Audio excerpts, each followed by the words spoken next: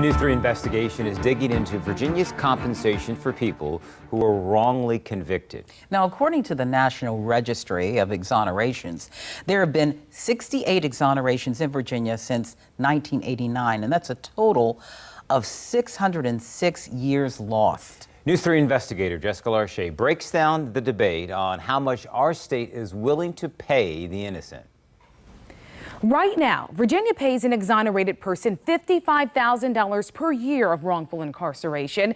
But according to data highlighted in this House of Delegates report, other states like Texas pay more at $97,262 per year. The national average is $70,157 per year. Now, Virginia is not the worst, but we are far from the best.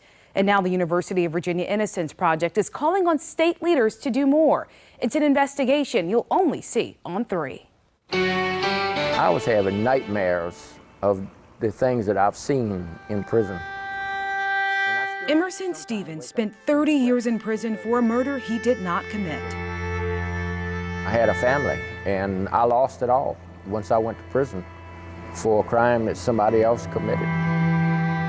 Former Governor Ralph Northam pardoned him last year, and on July 1st, the state will compensate Stevens nearly $1.7 million for his time in prison. I can unequivocally say no, it is not enough. UVA Innocence Project attorney Juliet Hatchett says what Stevens and the rest of the wrongfully incarcerated in Virginia receive in compensation from the Commonwealth is below some other states. Do we really want Virginia to be anything but at the front of the pack in terms of how we treat our citizens who've been so badly wronged? Democratic Delegate Rip Sullivan introduced legislation this year to increase payouts, but stick around. We'll reveal the roadblock he says watered down his efforts. I mean, it's baffling. But first, Emerson Stevens' story.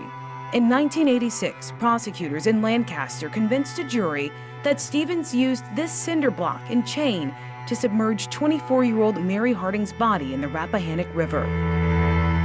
Stevens barely knew her, and he had an alibi, but prosecutors insisted a hair found in his truck matched hers. The jury sentenced him to 164 years in prison. Did you ever lose hope that you would be free one day? I said, well, one day I'll find someone that will take my case, that will get me out of prison, because I knew I was innocent. When attorneys with the Innocence Project took his case in 2010, they learned the hair comparison method was scientifically unreliable. The prosecution's main witness lied during testimony, and the lead investigator had a documented history of misconduct.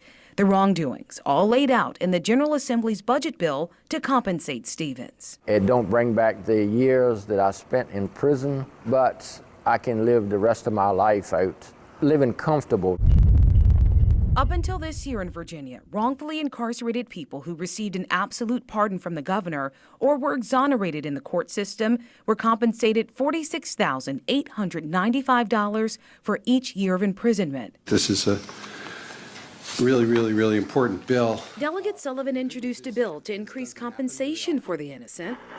Y'all don't get what we went through. Several wrongfully incarcerated Virginians I didn't ask for any of this. Pleaded with lawmakers during a committee hearing on the bill in January. Not just look at it like it's another number or, somebody trying to get over. We need help for real. But Republican Delegate Rob Bell voiced some opposition to Sullivan's ideas. We're going to start proposing changes and things about the bill. Sullivan says he made compromises to get something passed. The original bill aimed to increase compensation to around $81,000 per year of incarceration. Talks with Republicans whittled it down to $55,000 a year. Sullivan also wanted exonerated people to get all of their money up front instead of it being stretched over 25 years.